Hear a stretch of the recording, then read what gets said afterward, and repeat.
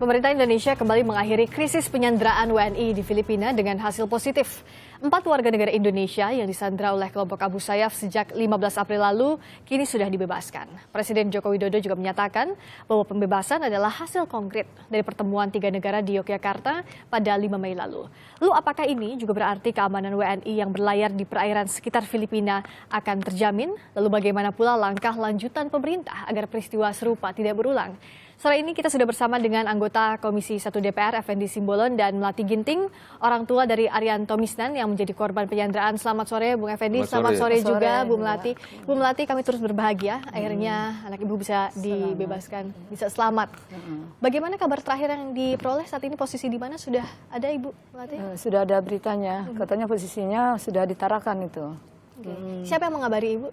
Yang orang kantor yang ngabarin. Sudah ada kabar kapan informasinya nanti akan sampai ditarakan lalu dibawa ke Halim, Bu Mel? Katanya ntar malam jam 8 dibawa ke Halim, lalu dibawa ke di booking di hotel katanya dari kantornya. Nanti Bu Melati langsung menjemput ke Lanut Halim atau? Mungkin dijemput ke kantor ntar. Jadi bertemu dengan keluarga nanti akan di Lanut Halim? Iya.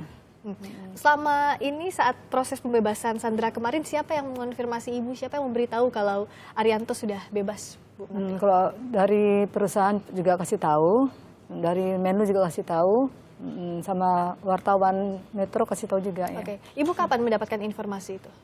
Kemarin siang. Oke, kemarin siang. Kondisinya saat ini sudah tahu Bu, seperti apa Arianto, apa sehat, sedang di mana? Saya nengok di televisi sudah sehat ya. Kondisinya baik-baik saja sampai ya. saat ini. Tapi selama proses dari penyanderaan sampai akhirnya sudah dibebaskan, apakah informasi ini terus Bu Melati dapatkan? Lancar Bu komunikasinya dengan pemerintah? Kalau lancar juga ya, dari Menlu lancar ya, di kantor lancar juga ya. Oke.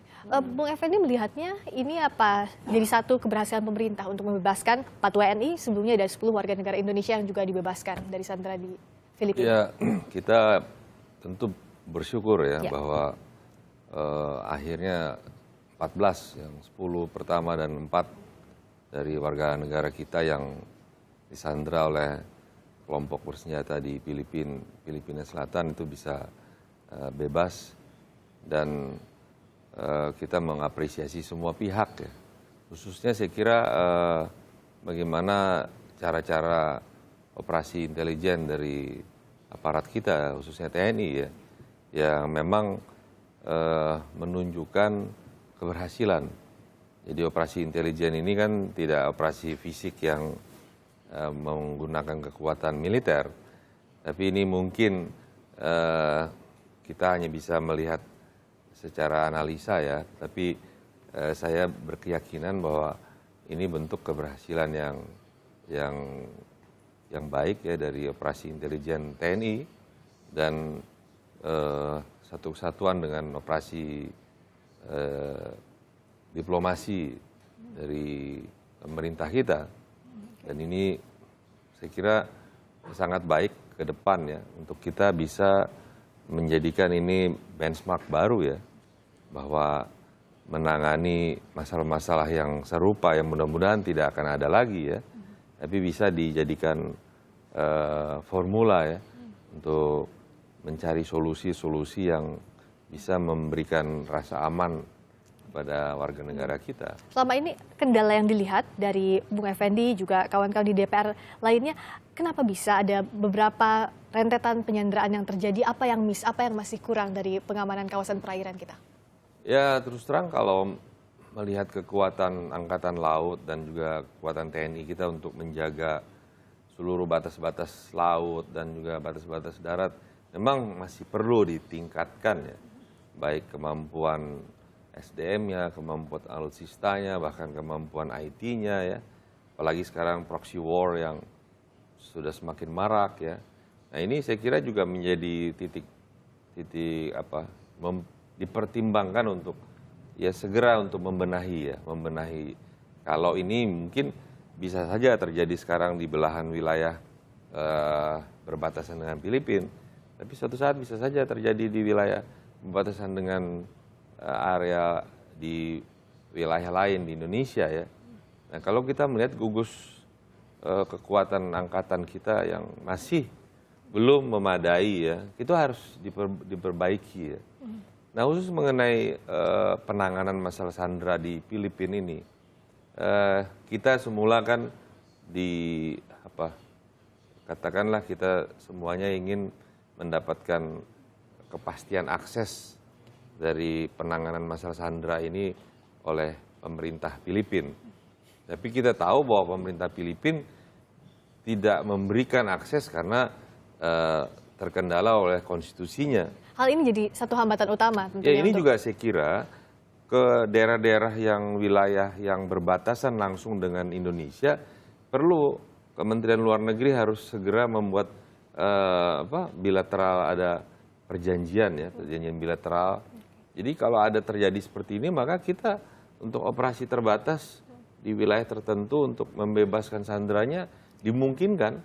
Jadi saya kira ini perlulah menjadi, jangan sampai nanti kita ada kejadian seperti ini terulang lagi. Ya, ini kan terus terang kita sangat diuntungkan karena yang menyandera ini punya katakanlah orientasi politiknya kan lebih kepada keinginan sebuah negara dan negara Mindanao yang berbasis agama tertentu yang menjadi orientasinya. Jadi ada pendekatan yang kita bisa lakukan. Tapi kalau bagaimana kalau nanti tidak pendekatan masalah agama misalnya. Nah, ada kedekatan sosiologis ini yang digunakan pemerintah untuk membebaskan sandera. Jadi kita harus punya tatanan perjanjian ya dari negara-negara yang berbatasan baik darat maupun laut dengan wilayah Indonesia.